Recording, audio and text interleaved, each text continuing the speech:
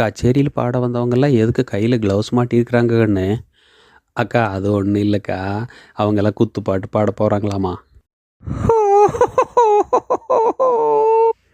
டேய் முனியா, நான் கொஞ்சம் வீட்டில் போய் ரெஸ்ட் எடுத்துகிட்டு வர்றேன், கடையை பார்த்துக்கோ அப்படின்னாரு முதலாளி. முனியன் சொன்னான், உங்களுக்கு எதுக்கு சிரமம் முதலாளி, அந்த ரெஸ்ட்டை நானே போய் எடுத்துக்கிட்டு வர்றேன், வெட்டியில் நீங்கள் அலையாதீங்கோ. பொண்ணு வீட்டுக்காரங்க ஏன் கல்யாணத்தை தள்ளி வச்சுட்டாங்க? அது ஒன்றும் இல்லைங்க, 1000 பொய் சொல்லி கல்யாணம் பண்ணணும்னு சொல்லியிருக்காங்களாம். இப்போ 800 பொய் தான் சொல்லியிருக்காங்களா, இன்னொரு 200 பொய் தேடிக்கிட்டு இருக்கிறாங்க. ஒரு அரசர் சொல்கிறாரு, வர வர சேவகர்களுக்கெல்லாம் என் மேலே பயமே இல்லாமல் போச்சப்பா. அமைச்சர் கேட்குறாரு, ஏங்க எப்படி சொல்கிறீங்க அப்படின்னு. யாரெங்கேன்னு குரல் கொடுத்தா இங்கே யாரும் இல்லை அப்படின்னு அந்த பக்கம் இருந்து பதில் வரும்.